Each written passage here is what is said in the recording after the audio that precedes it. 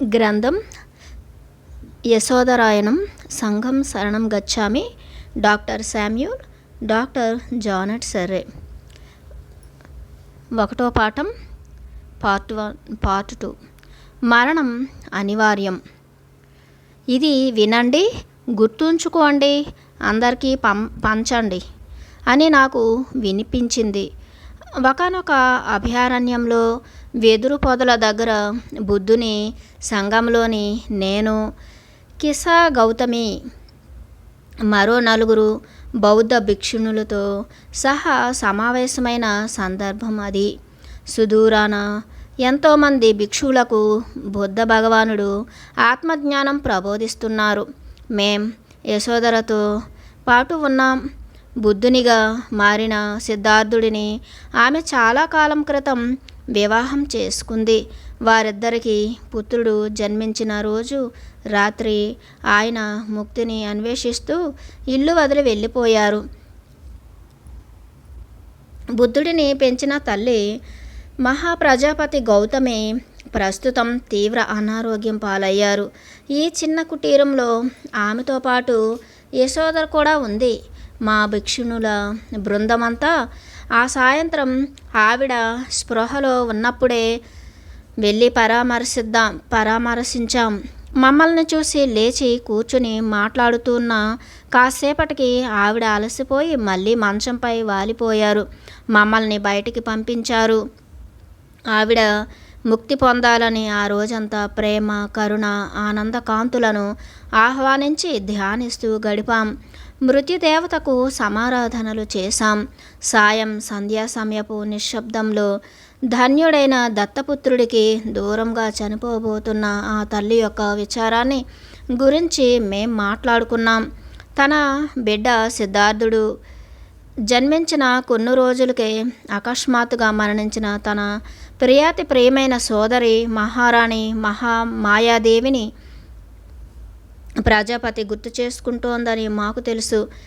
ఆనాడు అక్క కోసం కన్నీరు మున్నీరు అవుతూనే పండంటి శిశువైన సిద్ధార్థుడిని అక్కున చేర్చుకుని కన్నబిడ్డలా పెంచి పెద్ద చేసింది. బిడ్డను కోల్పోయిన తల్లి దుఃఖం ఎలా ఉంటుందో నాకు తెలుసు. నా కొడుకు అకాల మరణమే నన్ను బుద్ధుని మార్గంలో నడిపించింది. బుద్ధుని బోధనలో ఆవగింజల కోసం ఇంటింటికి తిరిగిన తల్లిని నేను. నా పసిబిడ్డ యొక్క ఆకస్మిక మరణం నా జీవితాన్ని అతలాకుతలం చేసేసింది. ఆ దుఃఖమే నన్ను బుద్ధుని వైపు నడిపించింది. నా బిడ్డ చావును నేను ఏమాత్రం అంగీకరించలేకపోయాను. అతనికి నయం కావటానికి ఏదైనా మందు ఉంటుందేమోనని నా 2 చేతుల్లో మోసుకుంటూ వీధిలోకి పరుగు తీశాను. బుద్ధుడు సహాయపడతారని ఎవరో నాకు సలహా ఇచ్చారు. మరణం లేని ఇంటి నుంచి కాసిని ఆవగింజలు తీసుకురమ్మని అపారమైన కరుణతో బుద్ధుడు నాకు పురమాయించారు. నేను తీసుకువచ్చిన ఆవగింజలతో ఆయన ఔషధం తయారు చేసిస్తే నా బిడ్డ ఆరోగ్యంగా బ్రతుకుతాడు అనుకున్నాను. నేను ఇంటింటికి వెళ్ళి సహాయాన్ని అర్థిస్తున్నప్పుడు గ్రామస్తుల నుంచి ఎంతో సానుభూతి పొందాను. అయితే వారెవరి నుంచి ఒక్క ఆవగింజ కూడా నాకు లభించలేదు. ఎందుకంటే వాళ్ళంతా కూడా తమ కుటుంబాలలో చావును చవి చూశారు. శోకతప్తమైన వాళ్ల కథలు నా గుండెను పిండేసి మానవుల దుఃఖాన్ని ప్రత్యక్షంగా నాకు చూపెట్టాయి. నేను భ్రమలు అన్నింటినీ వదిలిపెట్టడానికి సిద్ధపడి చివరకు నా బిడ్డను పూడ్చిపెట్టాను. అప్పటి నుంచి నేను బుద్ధుని బోధనలు వినటానికి ఉవ్విళ్ళూరుతున్నాను. అందుకే ఈ మహిళ బౌద్ధ భిక్షుణులు ఉండే సంఘంలో ఉండిపోవటానికి వచ్చేశాను. అవును, సర్వస్వాన్ని కోల్పోవటం అంటే ఏమిటో నాకు బాగా తెలుసు. మరి ఆ తర్వాత ముక్తిని పొందటం అంటే ఏమిటో కూడా తెలుసు. ఆ అభయారణ్యంలో ఉన్న కుటీరపు వసారాలో కూర్చుని మేమంతా ఎదురు చూస్తున్నాం. అది వర్షాకాలం. కానీ ఆ రాత్రంతా వెదురు పొదల మధ్యలో నుంచి మేఘాల చాటు నుంచి తొంగి చూసే చందమామను చూస్తూనే ఉన్నాం. యశోధర లోపల నుంచి బయటకు వచ్చింది. మా ముందు నిలబడింది. ప్రజాపతి చనిపోబోతున్నారు రండి అంది. ప్రజాపతి చనిపోబోతున్నారు రండి అంది. చంద్రుని కాంతులు నేలపైన ఏటవాలుగా కురుస్తున్నాయి. దీపపు కాంతిలో యశోధర ముఖం బంగారు వన్నెలీనుతోంది. మల్లెపూల సౌరభం గదంతా గోబాలించింది. మంచం మీద ప్రజాపతి చిక్కి శల్యమైపోయి పడుకుని ఉన్నారు. తన నొన్నటి గుండు చెమటతో తడిసింది. ముఖం చిన్నబోయి కళ్ళల్లో కొన ఊపిరి కనబడుతోంది. ఈ గొప్ప మహారాణి బుద్ధిని తల్లి చిన్న కుటీరంలో నులక మంచం మీద యువరాణి ఒడిలో తనువు చాలించబోతున్నారు. వాళ్ళిద్దరూ కూడా సామాన్య బౌద్ధ భిక్షువులు ధరించే కెంజాయి రంగు వస్త్రాలు ధరించారు. ప్రజాపతి ప్రక్కలో కూర్చున్న యశోధర ఆవిడ చేతిని తన చేతిలోకి తీసుకుంది. ప్రజాపతి ఆమె వైపు తల తిప్పి చూసినప్పుడు వాళ్ళిద్దరి మధ్య వెల్లివిరిసే ఆప్యాయానురాగాలను మేం గ్రహించాం. మేమంతా వారికి మోకరిల్లాం. నిన్న రాత్రి మీరు ఇక్కడ ఉన్నప్పుడు గత నెలలో ఈ సంఘంలో చేరిన ఒక యువకుడితో మాట్లాడారని చెప్పారు కదూ. నియమం ప్రకారం మీరు నమస్కరించినప్పుడు బుద్ధుడు చెప్పిన ఆవగింజ కథను విని తాను వచ్చానని చెప్పాడు.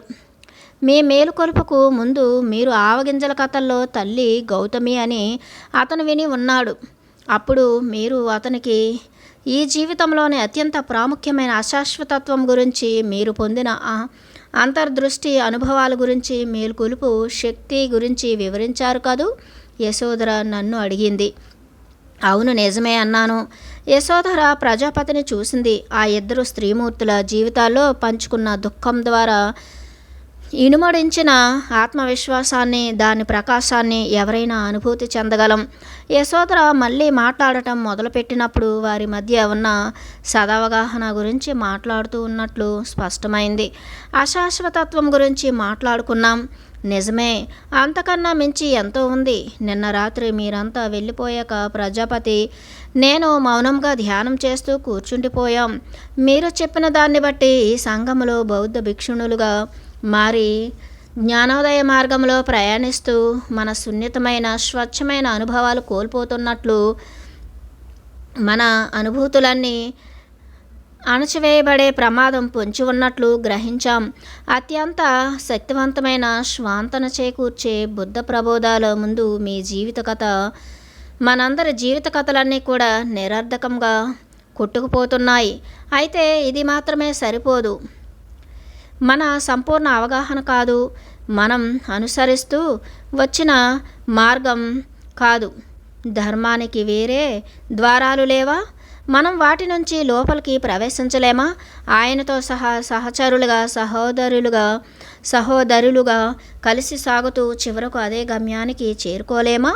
వారివి మనవి కలిపి చక్కగా అల్లుకుపోతూ సరిసమానమైన భాగస్వామ్య మార్గాన్ని ముందుకు తీసుకురాలేమా?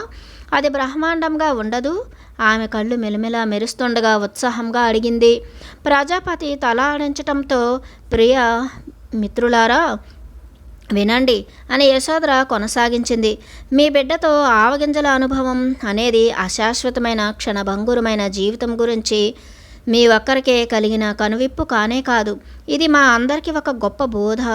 గ్రామస్తులతో మీ కథను పంచుకుని అలాగే వారి కథలను కూడా వినటం అనే బుద్ధుని సందేశాన్ని మీరు సరిగ్గా అవగాహన చేసుకుని జీవితాన్ని యథాతథంగా అనుమతించి మీ బిడ్డను సమాధి చేశారు. మీ దుఃఖమే వారి హృదయాన్ని మీకోసం తెరిచేలా చేసింది. మీలోని బాధ, ఒంటరితనం ద్వారానే సమాజం నుంచి ఓదార్పు లభించింది. సరి అయిన సంబంధంలో సరి అయిన సహవాసం లభించింది. ఒంటరిగా కాకుండా ఇతరులతో కలిసి ఉండటమే మీ సాధన. దీని ద్వారా కరుణ, ప్రజ్ఞ మా అందరి మధ్య నెలకొన్నాయి. సరి అయిన పదాల కోసం వెతుకుతూ ఆమె ఆగింది. అశాశ్వతమైన వాటికి సంబంధించిన ప్రజ్ఞ మన మధ్య వెల్లివిరుస్తోంది. ఒకానొక మనిషి హృదయంలో ఎన్నటికీ ఉంచలేని దుఃఖాన్ని కరుణ అనే మహాసముద్రంతో మనుష్యులందరితో పంచుకోవచ్చు. ఆమె పెదవులపై చిరునవ్వు తునికెసలాడింది. బుద్ధుని అష్టాంగ మార్గంలో సరైన దృక్పథం, సరైన వాక్కు, సరైన జీవనోపాధి, ఇంకా సరైన ధ్యానం గురించి విశేషంగా తెలియజెప్పినా సరైన సంబంధాల గురించి ఎక్కడా ప్రస్తావించలేదు. ఈ మార్గంలో కొనసాగటానికి అది కూడా అవశ్యమే కదూ. యశోధర స్వరం మార్ధ్వంగా ఉంది. ఆమె ప్రజాపతి కళ్ళలోకి సూటిగా చూస్తోంది. సరైన సంబంధ బాంధవ్యాల యొక్క సృజనాత్మక శక్తి మా అందరి ఎదుట దేదీప్యమానంగా వెలుగొందే మధుర క్షణాలుగా మేమంతా అనుభూతి చెందాం. ఆమె మళ్ళీ మా వైపుకు తిరిగి చెప్పసాగింది. దీని ద్వారా మనమంతా సరైన సమాజాన్ని అవగాహన చేసుకోగలం. నేను అనే భావనను విడిచిపెట్టినప్పుడే మేము అనే భావన మన సంఘమంతటిని ఆలింగనం చేసుకుంటుంది. కాస్త వివరంగా మాకు ఇంకా బాగా అర్థమయ్యేలా చెప్పండి అన్నాను. తప్పకుండా చెబుతాం. అందుకే మిమ్మల్ని లోపలికి పిలిచాం. ఇప్పుడు దీని ఆవశ్యకత చాలా ఉంది అని యశోధర చెప్పింది. మనమంతా బుద్ధుని సంఘంలో చేరాం, వారి బోధనలు స్వీకరించాం. అయితే ఇందులో చేరటానికి 7 సంవత్సరాల క్రితమే మనమంతా మన కష్ట నష్టాలు దుఃఖ తాపాలన్నీ కలిసి పంచుకోవడం వల్ల జ్ఞానోదయ మార్గాన్ని స్వయంగా కనుగొన్నాం. జ్ఞానోదయాన్ని పొందటానికి తీవ్రంగా పరితపించి దూరంగా వెళ్ళిపోయి ఒంటరిగా సాధన చేశారు బుద్ధుడు. ఇప్పుడు ఈ సంఘంలో కొన్నేళ్లుగా ఉంటూ ఆయన యొక్క ప్రబోధాలను అవగాహన చేసుకుని గొప్ప ప్రయోజనాలను పొందాం. అయితే మన అనుభవంలో, మన మార్గంలో, మన సాధనలో ఈ భిక్షువులు ఇంకా చూడనిది ఏదో మనమంతా గ్రహించాం. బహుశా జ్ఞానోదయం పొందిన బుద్ధుని విశాల దృక్పథం నుంచి ఆయనకు ఇదంతా సుస్పష్టమే కావచ్చు. కానీ ఆయన దీనిని ఎక్కడా స్పష్టంగా బోధించలేదు. ఇది ఎంతో అవసరం కనుక మనమంతా దీన్ని విశేషంగా ప్రచారం చేద్దాం. ఈ వ్యాఖ్యలు విన్న తరువాత మా ప్రతిస్పందన ఎలా ఉందో చూడటానికి యశోధర ప్రజాపతి మమ్మల్ని పరిశీలనగా చూడసాగారు. నుదుటిపైన ఆందోళన ప్రతిఫలిస్తుండగా ప్రజాపతి చింతించకండి, మనం మన స్వీయ అనుభవాన్ని అందిస్తున్నామే కానీ బుద్ధిని బోధనల్లో వేటిని వేలెత్తి చూపటం లేదు, వదిలిపెట్టడం లేదు. ఇది అత్యంత అవసరం అని చెబుతూ ఉండగానే ఆమె తల నిలపలేక దిండుపై వాల్చారు. జ్ఞానోదయ మార్గంలో మనందరి సామూహిక ప్రయాణం, అనుభవ జ్ఞానం అంతా కూడా కనుమరుగైపోవచ్చు. యశోధర నవ్వుతూ చెప్పసాగింది. ఇప్పుడు ప్రజాపతి మాత మరణానికి చేరు అవుతూ ఉన్న ఈ తరుణంలో మేం మా కథనంతా మీతో పంచుకోవాలని అనుకుంటున్నాం. యశోధర ప్రజాపతి కళ్ళలోకి సూటిగా చూసింది. అవును తల్లి, నువ్వు నీ కథ తప్పకుండా చెప్పాలి, అది కనుమరుగైపోకూడదు అంటూ ప్రజాపతి సానుకూలంగా స్పందించారు. యశోధర అవునన్నట్లుగా తల ఊపుతూ మా వైపు తిరిగి చెప్పసాగింది. జ్ఞానోదయం ప్రాప్తించుకున్న ప్రజాపతి మాత నేను ఇంకొంతకాలం తర్వాత పూర్తి జ్ఞానోదయాన్ని పొందగలనని గ్రహించారు. సిద్ధార్థుని ప్రయాణం గురించి సవివరంగా తెలిసిన నాకు నా తొలి ప్రేమ, నా భర్త, నా బిడ్డకు తండ్రి, అలాగే బుద్ధుడిగా మారిన నా గురువు గురించి సంపూర్ణంగా తెలుసని ఆమె గ్రహించారు. అయితే బుద్ధుని యొక్క కోణాలన్నింటినీ అవగాహన చేసుకుని వాటన్నింటితో సరైన బాంధవ్యాలలో ఉండటానికి నేను ఇంకా ప్రయత్నిస్తూనే ఉన్నాను, యశోధర సంశయిస్తూ చెప్పింది. అసలైన బోధిసత్వ అయిన నువ్వు అందరికీ వెన్నంటి ఉంటూ అందరినీ ముందుకు తీసుకువెళ్ళగలవు. అలాగే ఈ ప్రయాణంలో అందరికీ తోడ్పడతావు. మన స్వీయ మార్గాన్ని గుర్తు చేసుకోవటం వల్ల మనం పూర్తిగా విముక్తులు కావటానికి ఆస్కారం ఉంది. ఇదే మీరంతా నాకు అందించే చివరి కానుక. నాకే కాదు, ఈ ప్రపంచానికి గొప్ప కానుక అని ప్రజాపతి మాత నాతో చెప్పారు అని చెప్పి యశోధర ప్రతి ఒక్కరిని పరిశీలనగా చూస్తూ ఉంది. కనుక ప్రజాపతి మాత కథను సవివరంగా చెప్పమని కోరారు. ఆ విధంగా మన సాధనకు దారితీసే మార్గంలో మన బోధనలు మనం మేల్కొన్న మధుర క్షణాలు స్పష్టంగా మారిపోతాయి. ఈ మార్గం మనందరిది, ప్రత్యేకించి కొత్తగా చేరిన మిత్రులందరిది. భావోద్వేగాలను వ్యక్తం చేయటం వల్ల మేం సాదరంగా చెప్పటం వల్ల మీరు సావధానంగా వినటం వల్ల మనమంతా ఏకత్వంలో ఉంటాం. మనందరి మధ్య ఏర్పడిన సహబాంధవ్యంలో ఉన్నతమైన ప్రకంపనలతో సజీవమైన సత్యం వెలుగులోకి వస్తుంది. ఇదే దివ్య జ్ఞాన ప్రకాశం, ఇదే జ్ఞానోదయం. దీన్ని మనం అందరి ముందుకు తీసుకురాలేకపోతే ఎంతోమంది దుఃఖంతో బాధపడుతూ ఉంటారు. వాళ్ళందరికీ స్వయంగా ఈ ద్వారం తెరిచి ఉండకపోవచ్చు. ప్రజాపతి మాత తలపైకెత్తారు. ఆమె కళ్ళు విశాలమయ్యాయి. ఉన్నట్లుండి ఆమె బలహీనమైన శుష్కించుకుని పోయిన ఆమె బలహీనమైన శుష్కించుకుపోయిన శరీరం కాస్త బలాన్ని పుంజుకుని శక్తివంతంగా పెరుగుతూ ఆ చైతన్యం మమ్మల్ని అందరినీ స్పృశించింది. అది గాలిలో ఎగిరే పక్షుల గుంపులా అనిపించింది. ఆ రాత్రి ఆవిడ మొదటిసారి మాట్లాడారు. అయితే ఈసారి ఆ స్వరంలో ఆందోళన కాకుండా ప్రశాంతత వెల్లివిరిసింది. ఇది ఎప్పటికీ మర్చిపోకండి అంటూ నవ్వారు. ఆ కోమలమైన శరీరం దగ్గుతో ఎగిసిపడింది. విపరీతమైన దగ్గుతో బాధపడుతూ ఉన్న ప్రజాపతి మాతను తన చేతుల్లోకి తీసుకుని ఆమెకు ఆసరాగా ఉంది యశోధర. కాసేపటికి మళ్ళీ మంచం మీద పడుకోబెట్టింది. ఊపిరి వేగంగా తీసుకుంటూ ఉన్న పైపైనే తిరుగాడుతోంది. ఆ భుజాలు శ్వాస తీసుకోవటానికి ఇబ్బంది పడుతున్నాయి. పెదాలు పాలిపోయాయి. నుదుటి నుంచి చెమట ధార కారుతోంది. మంచినీరు తడిబట్ట కోసం సైగ చేసి వాటితో యశోధర ఆమె ముఖాన్ని సున్నితంగా తుడిచింది. ప్రజాపతి తిరిగి కోలుకున్న తరువాత యశోధర కొనసాగించింది. అన్నింటినీ అందరినీ వదిలిపెట్టి ఒంటరిగా ముందుకు వెళ్ళటం ద్వారా బుద్ధుడు ముక్తిని పొందారు. ఏకాకిగా వెళ్ళి తిరిగి సామూహికంగా తిరిగి వచ్చారు. మన మార్గం అందరితో అన్నింటితో ఉంటూనే ప్రగాఢంగా వేళ్ళూనుకుంటూ ఉన్నతంగా ఎదగటం, కలిసిమెలిసి అన్యోన్యంగా జీవించటం, ఇది సరైన సంబంధ బాంధవ్యాలలో తమను తాము తీర్చిదిద్దుకునే ప్రతి ఒక్కరి మార్గం. ఇది కలిసికట్టుగా జీవించటం నేర్పిస్తుంది, ఏకత్వాన్ని ప్రబోధిస్తుంది. దీనిని మీరంతా వినాలి, గుర్తుంచుకోవాలి, అందరికీ పంచాలి. కాస్త విరామమిచ్చి ఆమె మమ్మల్నందరినీ లోతుగా చూస్తోంది. అంతటా నిశ్శబ్దం తాండవిస్తోంది. మొదట మన కథ, ఆ తర్వాత ఈ మార్గంలో మనకు కనువిప్పు కలిగిన సందర్భాలు, మరి చివరకు బోధనల వెనుక ఉన్న జ్ఞానసారంతో ముందుకు సాగడం. ప్రజాపతి మాత నవ్వుతూ సెలవిచ్చారు. రెండో పాఠం. తత్వమసి. తన పొత్తిళ్లలో ఉన్న పసిబిడ్డ ఏడుపుతో తెల్లవారుతుండగానే యశోధర మేల్కొంది. సిద్ధార్థ వెళ్ళిపోయారు. ఆమె నిద్ర నుంచి మేల్కొనకముందే ఆయన లేచి వెళ్ళటం అసాధారణమేమీ కాదు.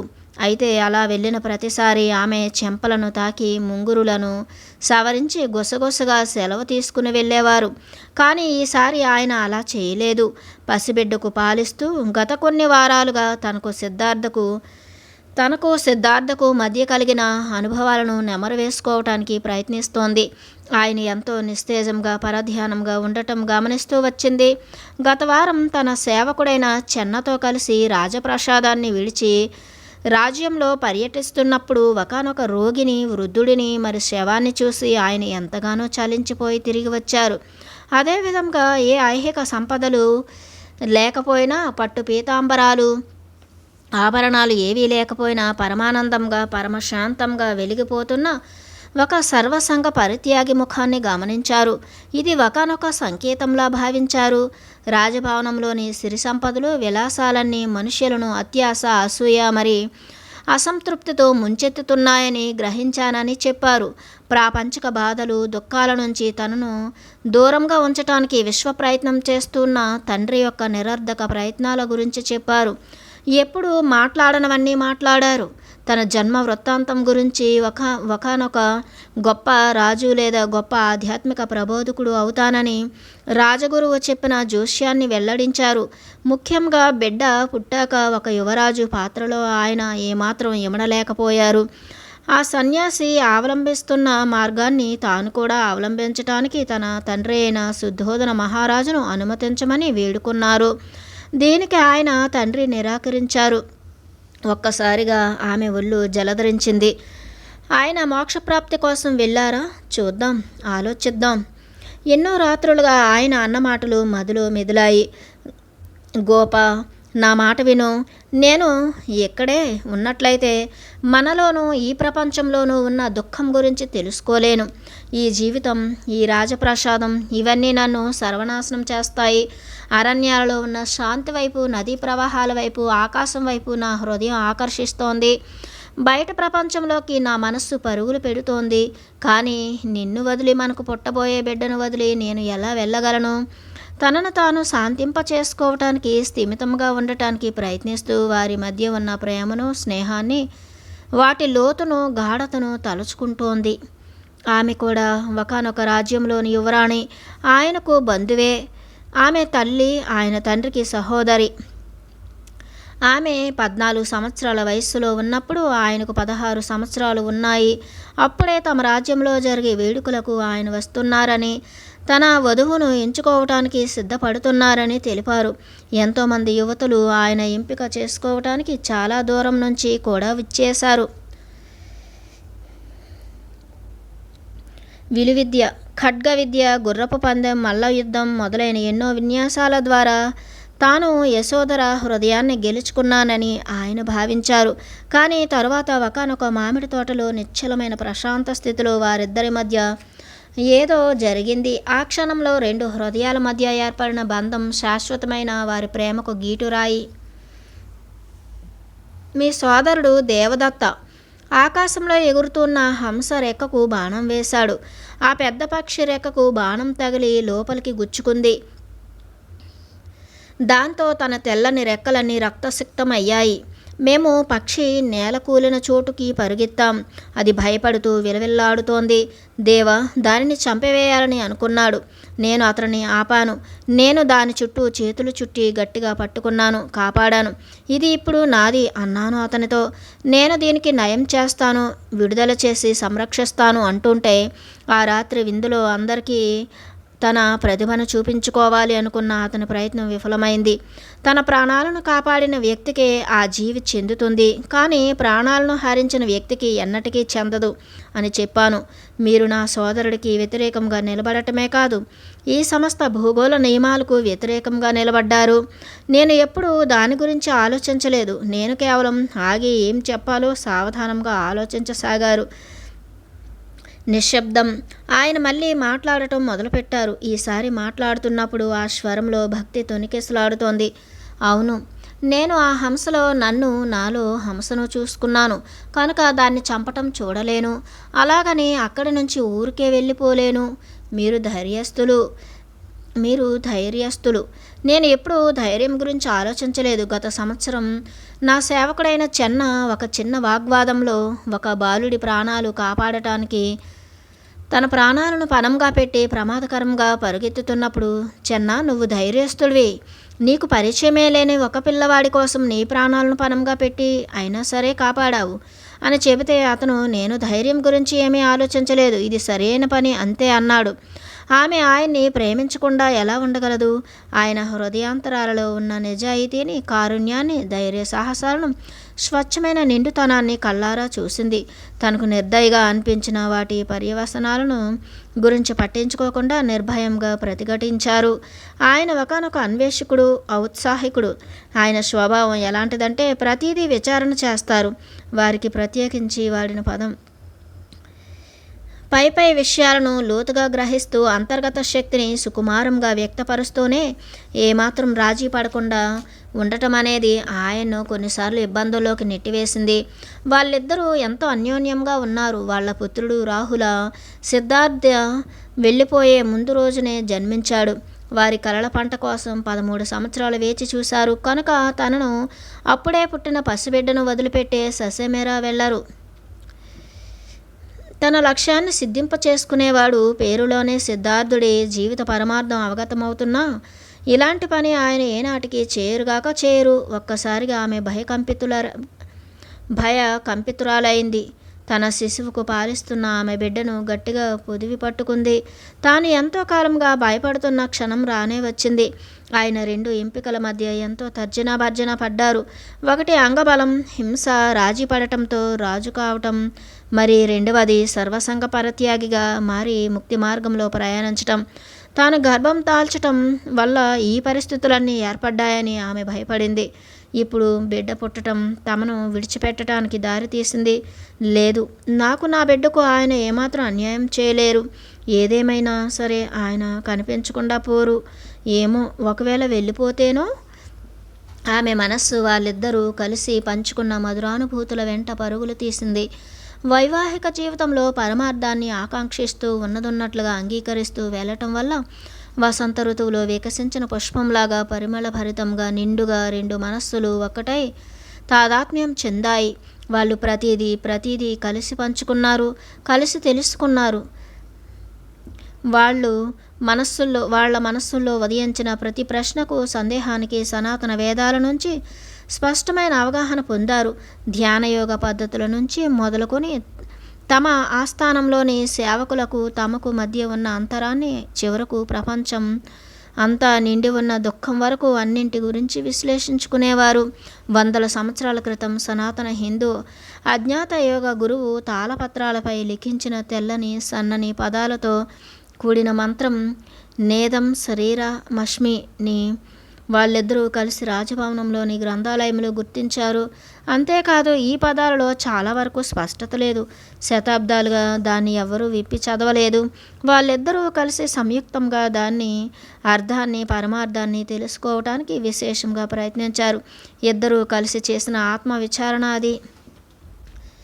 మహారాజు ఇలాంటి విషయాలను అధ్యయనం చేయటానికి వారిద్దరిని అనుమతించకపోయినప్పటికీ నేతి అనే ఒక మంత్రాన్ని వల్లెవేయటం ద్వారా దాని పరమార్థం వెల్లడి అవుతుందనే వాస్తవం యోగ విధానాలు అవలంబించినప్పటి నుంచి వాళ్ళిద్దరికీ అనుభవమే. అది నేను కాదు అనే మంత్రానికి ఉన్న నిగూఢమైన అర్థం సాధకుడిని నేను ఇది కాదు, నేను అది కాదు, నేను యువరాజును కాదు, నేను యువరాణిని కాదు, ఇంకా తరచి చూస్తే నేను స్త్రీని కాదు, నేను పురుషుడిని కాదు అని, అలాగే నేను నా కోపం కాదు, నేను నా దయను కాదు, ప్రత్యేకించి ఈ ఐహికంగా చూసేవేవి యథార్థమైన నేను కాదు.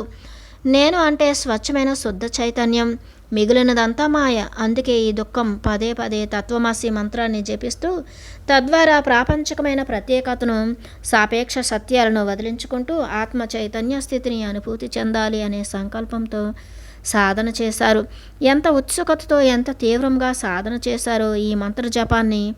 కానీ అదేమీ వాళ్ళ ప్రయత్నానికి తగిన ప్రతిఫలాన్ని, ఆత్మావగాహనను కలిగించలేదు.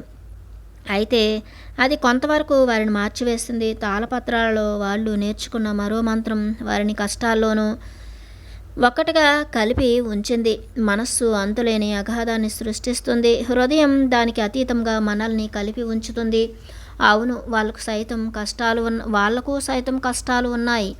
అంతులేని సంపదలను సంరక్షించుకోవటంతో మొదలుపెట్టి సకల భోగభాగ్యాలు అనుభవిస్తూనే 13 సంవత్సరాలుగా సంతానం కోసం ఎదురుచూస్తూ ఉన్నారు. సంతాన లక్ష్మి వారిని వరించలేదు. ప్రస్తుతం యశోధర వల్లె వేస్తోంది.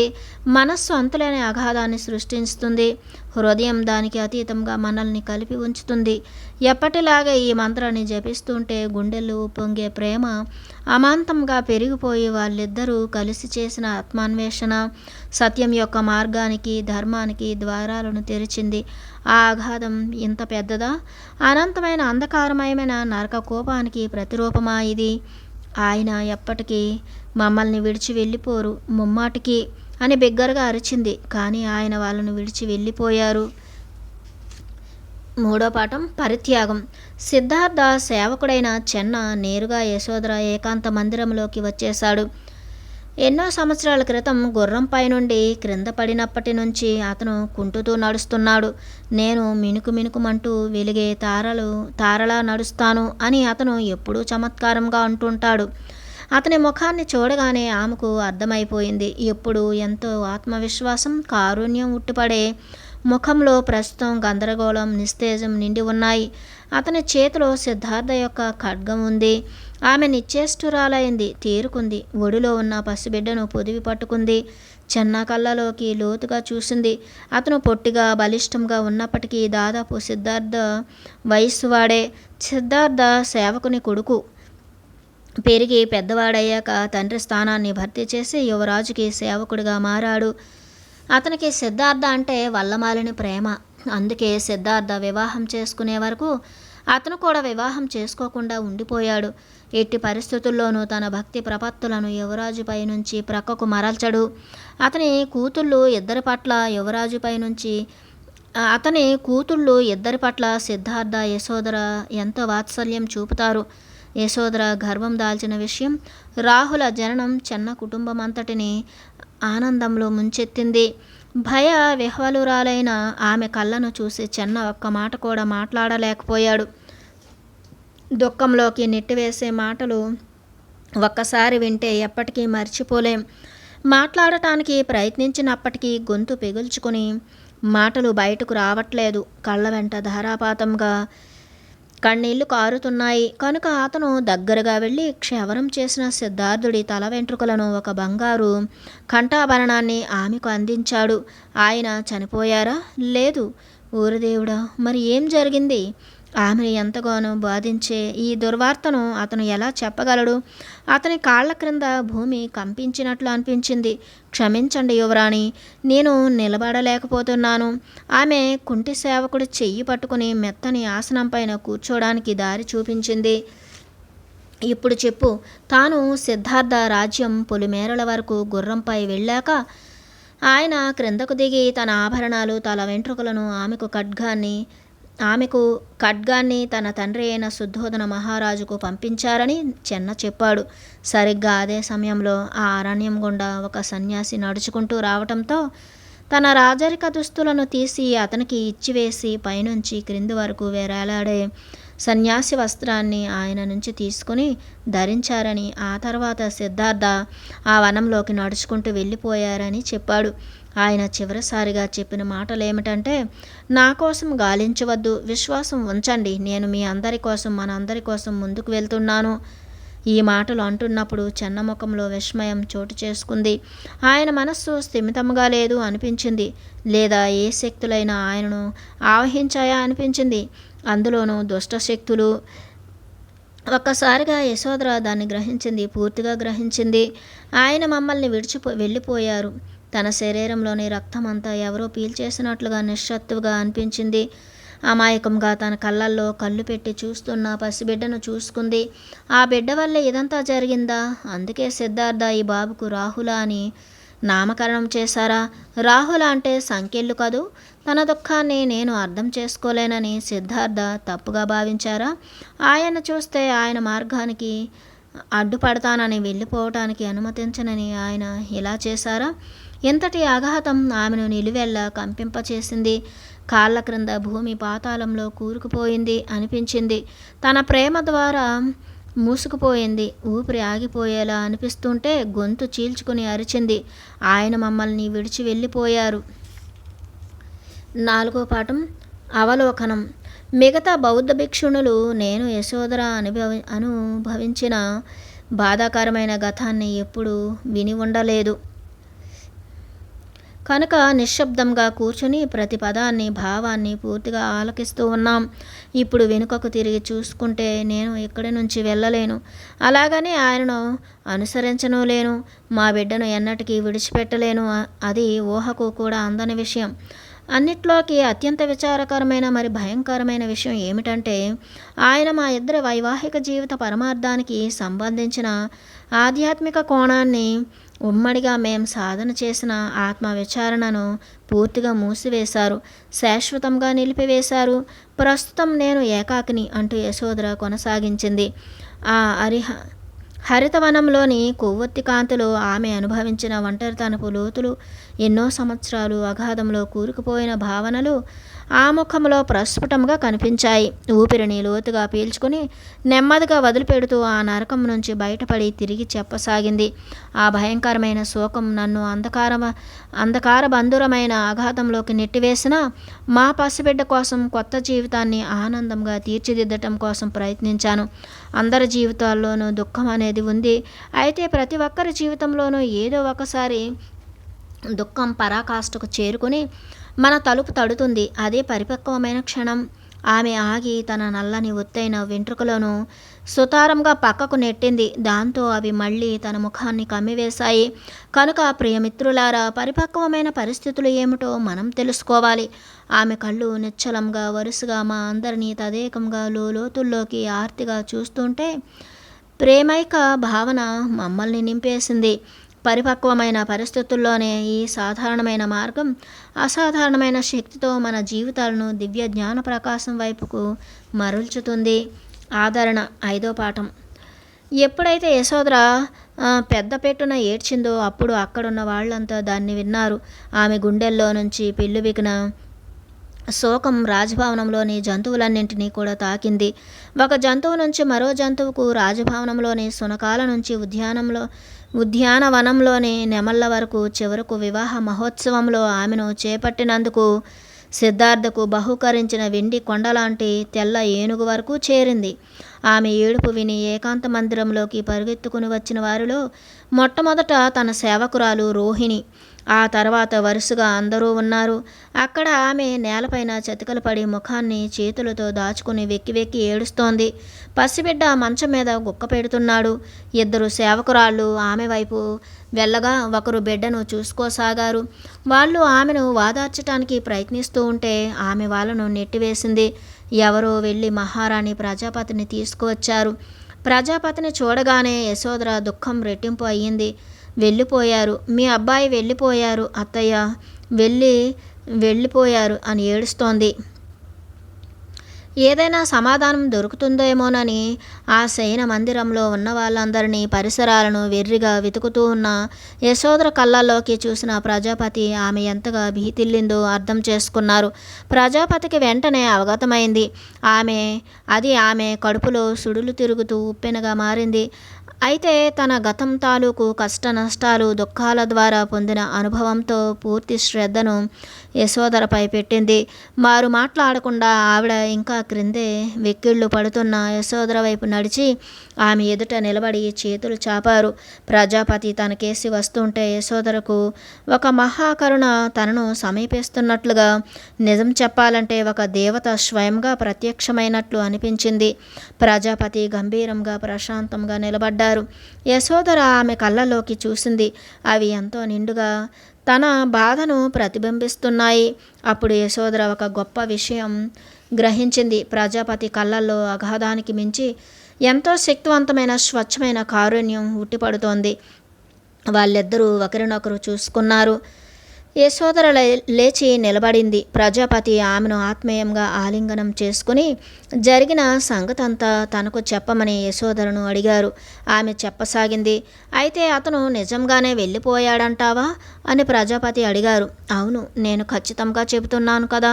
తన శోకం, పసిబిడ్డ యొక్క బాధ్యత అనేవి ప్రజాపతిని 30 సంవత్సరాల క్రితం జరిగిన గత స్మృతుల్లోకి తీసుకువెళ్ళి ఉండవచ్చు అని ఆ తర్వాత యశోధర భావించింది. ప్రజాపతి యొక్క ప్రియమైన సోదరి మహామాయాదేవి సిద్ధార్థునికి జన్మను ఇచ్చి తను చాలించింది. ప్రజాపతి ఆ శిశువును తన చేతుల్లోకి తీసుకుని సొంత బిడ్డలా పెంచి పెద్ద చేసింది. మృత్యు శోకాన్ని తలుచుకుని నిరాశను, పసిపిల్లలవాడిని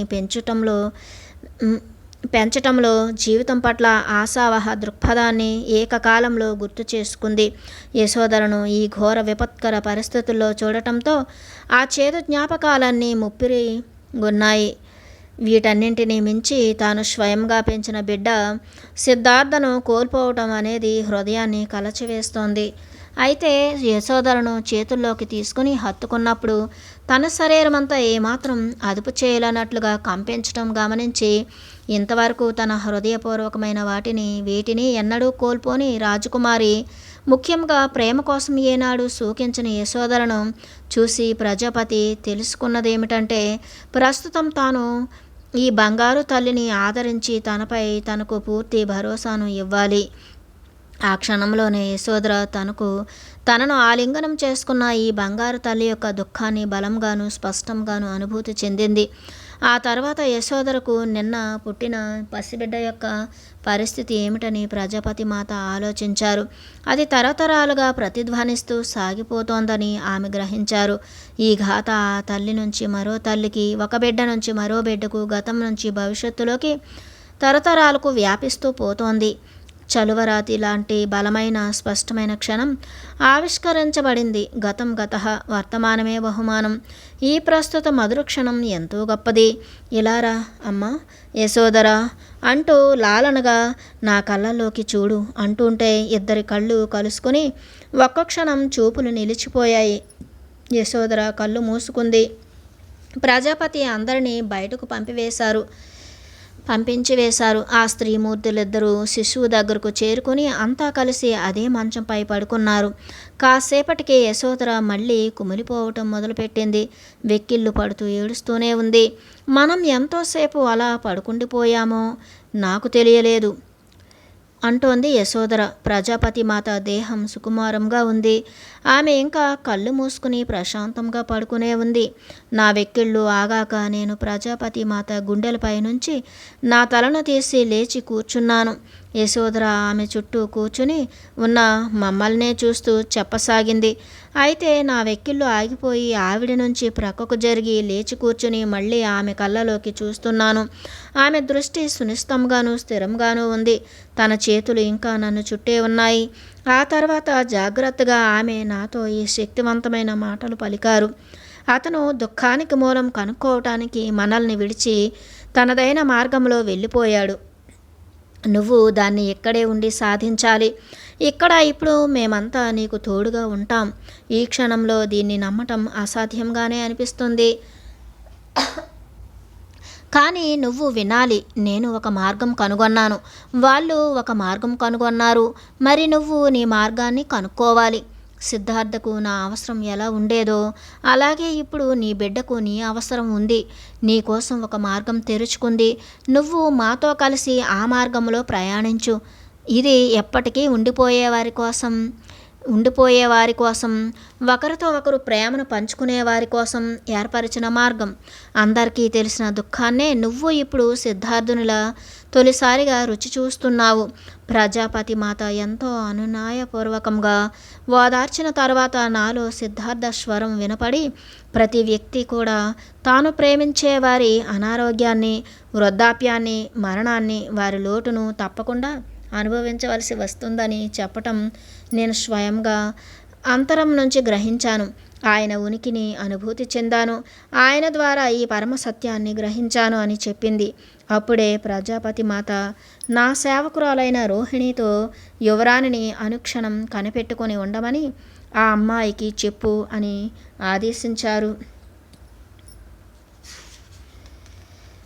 6వ పాఠం విముక్తి. యశోధర మాట్లాడటం ఆపగానే నేను ఆమె ముఖంలోకి చూశాను. ఒక్క క్షణం ఆమె చూపులు నా చూపుల్లో చిక్కుకున్నాయి. నాతో సహా ఈ హరితవనంలో ఉన్న బౌద్ధ భిక్షునుల ఆలకించే సమూహం అందరిలో కూడా ఎన్నో సంవత్సరాల క్రితం యశోధర అనుభవించిన వేదనలను మరోసారి మాతో కలిసి పొందిందేమో అన్న సహానుభూతి కలిగింది. ప్రజాపతి మాత యొక్క దయార్ద్రమైన ఉనికి, ఆమె మాటలు దివ్య తరంగాల్లా మాలోకి చేరుకుంటున్నాయి. నేను దుఃఖంలో ఉన్నప్పుడు నా దగ్గరకు వస్తున్న ప్రజాపతి మాతలో దుఃఖం, కరుణ రెండూ ఏ విధంగా ఉత్పన్నమయ్యాయో మొట్టమొదటి చూపులోనే గ్రహించగలిగాను. శిష్యుడు సిద్ధంగా ఉన్నప్పుడే గురువు ప్రత్యక్షమవుతాడు.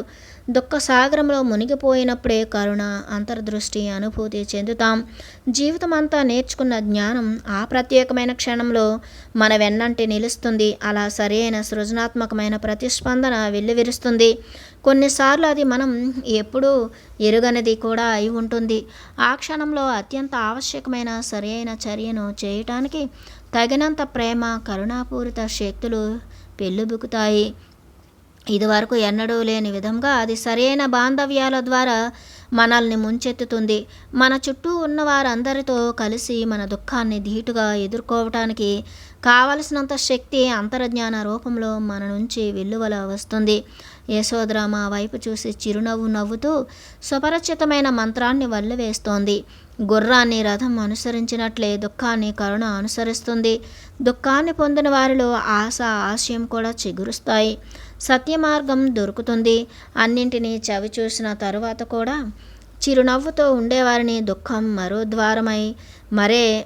మరో ద్వారమైన ఆనందం వైపుకు చేరుస్తుంది. ఇది సనాతనమైన నిత్యనూతనమైన నియమం. ఆమె ప్రజాపతి మాత వైపు తిరిగి పాలిపోయిన చెంపలను సుతారంగా నిమిరింది. ఆవిడ కళ్ళు తెరిచి చూసి సన్నని చిరునవ్వు నవ్వారు. అందులో కృతజ్ఞత తొణికిసలాడుతోంది. ఇప్పుడు యశోధర మా వైపు తిరిగి వచ్చి మాతో కాసేపు మౌనంగా గడిపింది. ఆ చిక్కని చీకట్లో, వెదురు పొదల నిశ్శబ్దంలో గుడ్లగోబలు, నెమళ్ళు, జింకలు, పులులు స్వరాలు అప్పుడప్పుడు వినిపిస్తున్నాయి. ఆ ప్రశాంత స్థితిలో యశోధర స్వరం వినిపిస్తోంది.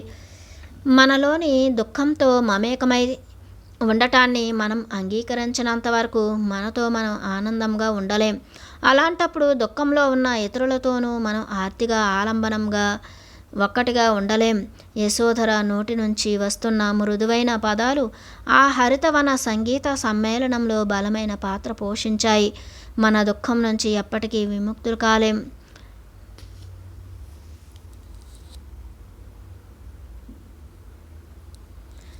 ఏడో పాఠం జీవన్మరణాలు. యశోధర తన జీవితంలో తొలిసారి జీవన్మరణాల మధ్య కొట్టుమిట్టాడుతోంది. అంటే జీవితాన్ని ఆలింగనం చేసుకోవాలా లేక మరణాన్ని ఆలింగనం చేసుకోవాలా అని ఉక్కిరిబిక్కిరవుతోంది. యశోధర తన జీవితాన్ని ఏ క్షణంలో ముగించుకుంటుందోనని భయపడి ఎవరో ఒకరు పసిబిడ్డ సంరక్షణ బాధ్యతలు చూస్తూ పగలు రేయి ఆమెకు సహాయంగా ఉండేలా ప్రజాపతి నియమించారు. పసిబిడ్డ ఆలనాపాలన చూస్తూ యశోధర ఈ బాధ నుంచి ఉపశమనాన్ని పొందిందని సంతోషించేలోగా అది క్షణికమే అని నిరూపించేది. కారు చీకటి లాంటి భయం, అనుమానం, వేదన, కసి, అస్థిమితం మొదలైన భావనలన్నీ తన జీవితం అంతా అనుభవించిన మధురమైన జ్ఞాపకాలను భర్తీ చేసేశాయి. దారుణమైన అవమానాన్ని ఎదుర్కొన్నాను అని ఆమె అనుకుంది. తన మర్యాద, గౌరవం, గర్వం అన్నీ మంట కలిసిపోయాయి. తన చుట్టూ ఉన్న వారందరి ముఖాల్లోనూ యశోధరకు ఒక్కటే ప్రశ్న కనిపించేది. అసలు ఇదంతా ఎలా సంభవించింది? పదే పదే ఇవే ప్రేలాపనలు బుర్రలో వెర్రెక్కించేవి. ఆయన ఇలా ఎలా చేయగలిగారు? ఆయన నాకు, నా బిడ్డకు ఇలాంటి పరిస్థితి ఎందుకు కలిగించారు? నేను అర్థం చేసుకోగలుగుతున్నానా? ధైర్యంగా లేనా? ప్రతిరోజు అవే ప్రశ్నలు చెన్నను అడుగుతూ ఉండేది. ఇదంతా ముందుగా వేసుకున్న ప్రణాళిక ప్రకారం జరిగిందా? ఆయన ఇలా వెళ్ళిపోవటం గురించి ఎప్పుడైనా నీతో చెప్పేవారా? లేదమ్మా. అడవిలో నుంచి అప్పుడు బయటకు వచ్చిన సన్యాసి ఆయనకు అది వరకే తెలుసా? లేక అనుకోకుండా అలా జరిగిందా? చూస్తుంటే అనుకోకుండా వచ్చినట్లే అనిపించింది. అయితే నువ్వు ఖచ్చితంగా చెప్పలేనంటావు. లేదు, చెప్పలేను. అంటే ఆయన తన పథకం ప్రకారం చేశారన్నమాట.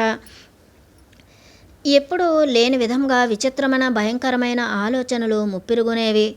అవి మరిన్ని సందేహాలకు తావిస్తూ ఎప్పుడు, ఎందుకు ఆయన తండ్రిగా ఉండటం అనేది భరించలేకపోయారా? లేక నన్ను తల్లిగా చూసి భరించలేకపోయారా? ఇప్పుడు ఆయన తనకంటూ ఒక వంశ అంకురాన్ని అందించి హాయిగా వెళ్ళిపోయారా? అంటే ఆయన ఇన్నాళ్ళు ఈ అవకాశం కోసమే ఎదురు చూస్తున్నారా? మరి ఆయన నాతో చెప్పినవన్నీ నిజాలు కావా? అబద్ధాలా? ఇంతకీ నాకు అసలు సిద్ధార్థ అంటే ఎవరో తెలుసా?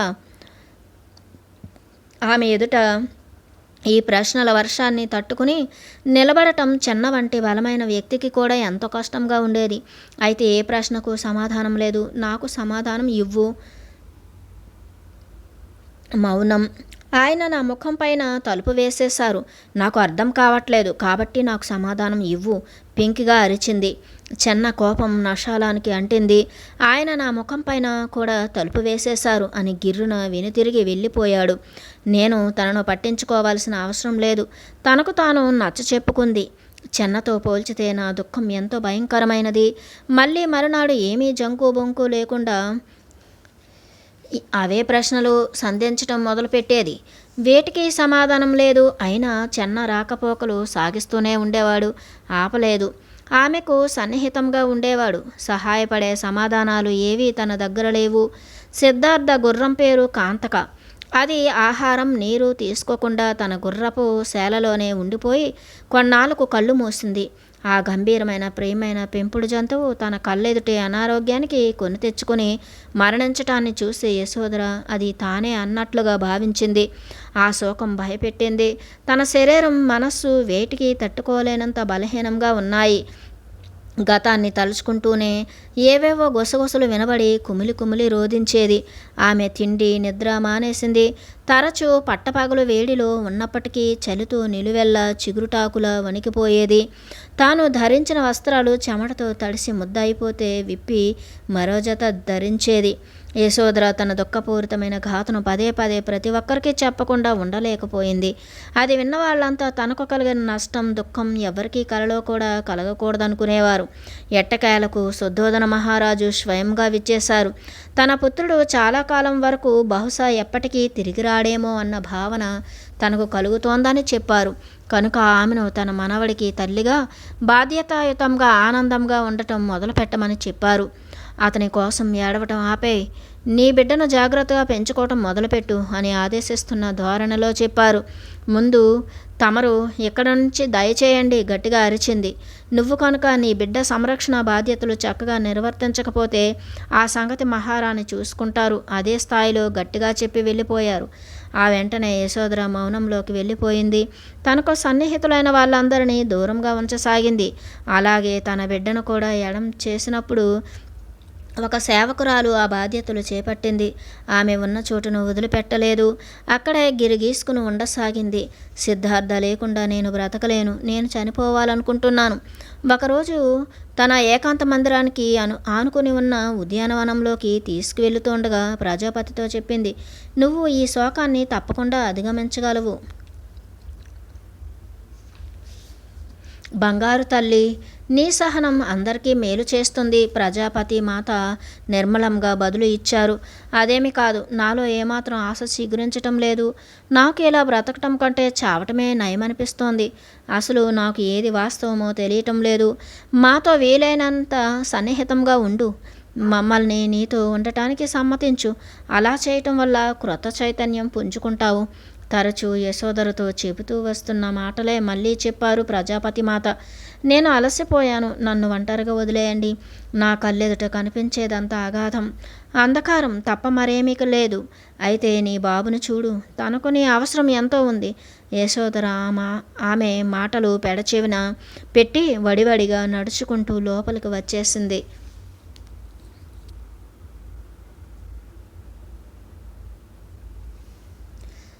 8వ పాఠం కారుణ్య సమావేశం.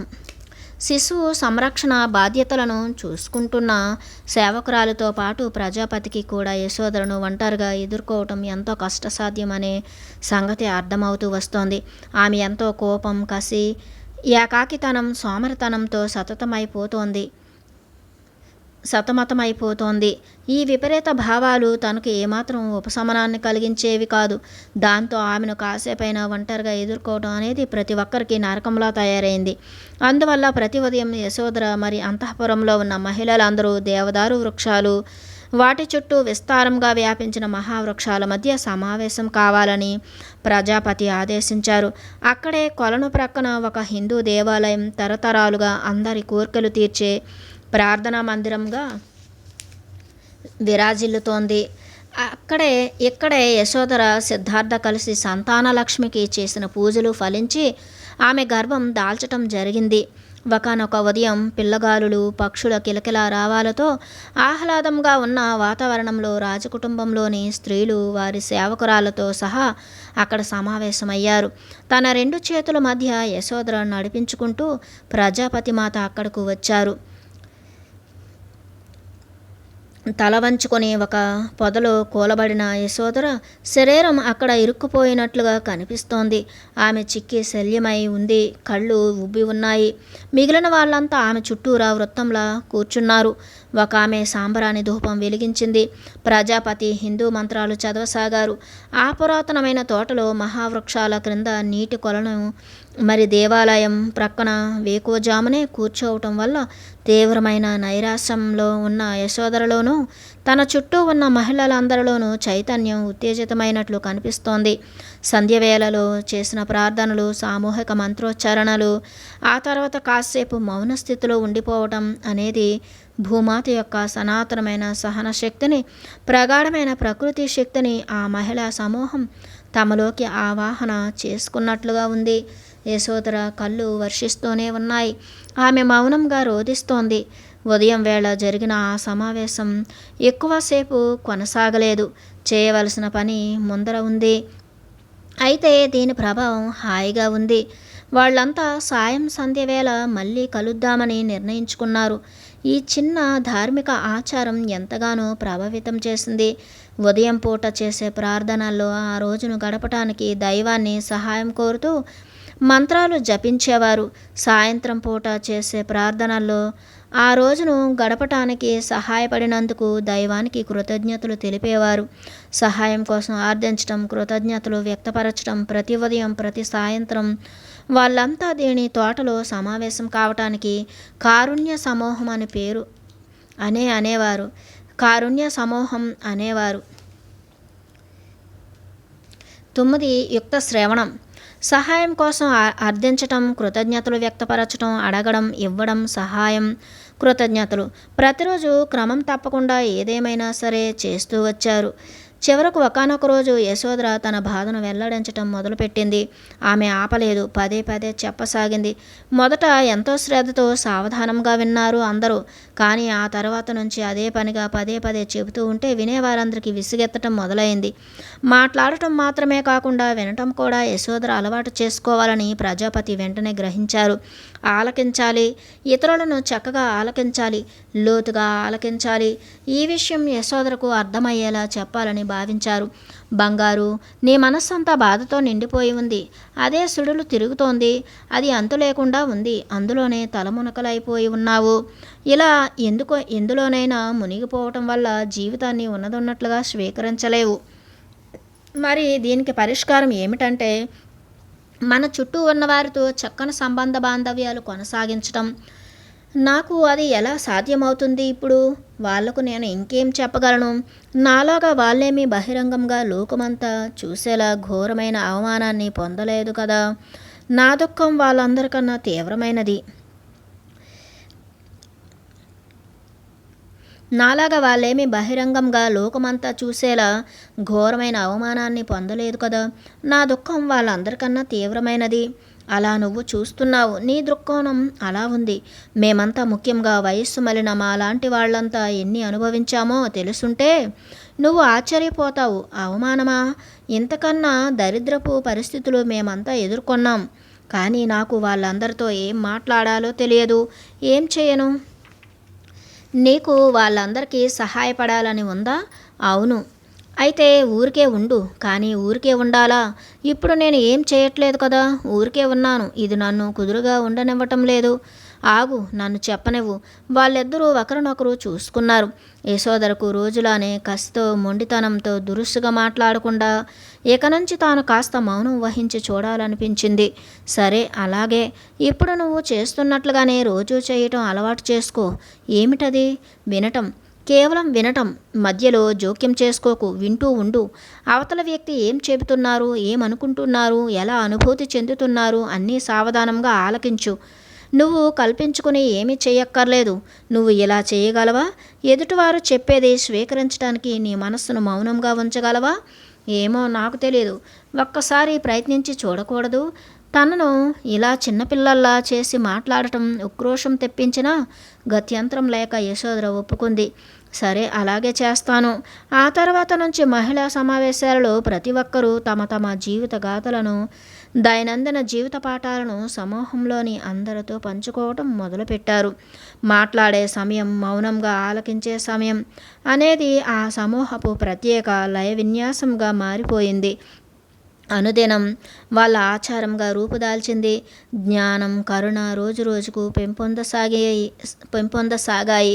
యశోధర నవ్వుతూ మాతో చెప్పసాగింది. మా సమూహాన్ని నేను ఎప్పటి నుంచి పవిత్రమైనదిగా చూడటం మొదలుపెట్టానో అప్పటి నుంచి మా అందరిలోనూ ప్రేమ, కరుణ కార్చిచ్చులా వ్యాపించసాగాయి. అది మా మనస్సుల్లో ఉన్న కలుపు మొక్కలన్నింటినీ కాల్చివేసింది. అది మమ్మల్ని హాయిగా ఆర్ద్రంగా ఉంచుతూ అందరినీ ఆవరించుకుని ఒక్కటిగా చేసింది. ప్రతి ఒక్కరిలోనూ ఎంతో స్పష్టతను నింపింది. ఇకపై వేర్వేరు అనే భావన లేకుండా ప్రతి ఒక్కరూ పూర్వత్వంలో భాగమేనని ఆ అగ్ని నుంచి వచ్చే కాంతి ప్రకాశింపచేసింది. ఆ తర్వాత కొంతకాలానికి ఎప్పుడూ స్పష్టంగా చెప్పలేను, కానీ నేను ఆ వృత్తం మధ్యలో కూర్చోవటం మానేశాను. ఆ వృత్తంలో భాగంగా నేను ఒకచోట కూర్చోవటం మొదలుపెట్టాను. ప్రతి ఒక్కరూ నా వైపు తిరగటం కాకుండా అందరూ వృత్తంలోని అందరినీ చూసేలా కూర్చోసాగాం. అలా అందరినీ చూడటానికి సమావేశంలో పాల్గొనటం మొదలుపెట్టాను. ఆ క్షణంలోనే, అలా చూడటంలోనే నేను కోలుకోవటం మొదలుపెట్టాను అని చెప్పుకోవచ్చు. యశోధర మరోసారి ప్రజాపతిని చూసి తిరిగి మాట్లాడసాగింది. అనూహ్యమైనది, మరి అత్యంత విలువైనది ఏదో సృష్టించబడుతోందని ప్రజాపతి మాతకు అవగతమైందని నాతో చెప్పారు. ఆవిడ మేం సమావేశమైన వృత్తాన్ని భూమి, నీళ్లు కలిసి ఉన్న పాత్రలా, సృష్టి మరి స్థితిని కొత్త జీవితం, కొత్త అవగాహన మరి కొత్త జ్ఞానంతో కలిసి ఉన్న కరుణార్ద్రమైన భావిలా దర్శించానని చెప్పారు. ప్రతి ఒక్కరి హృదయం ఆ కరుణను ప్రసరింపజేసే, విశ్వవ్యాప్తం చేసే వాహకంలా తెరుచుకుంది. అలా వృత్తంలోని వాళ్ళందరికీ అది అందుబాటులో ఉంది.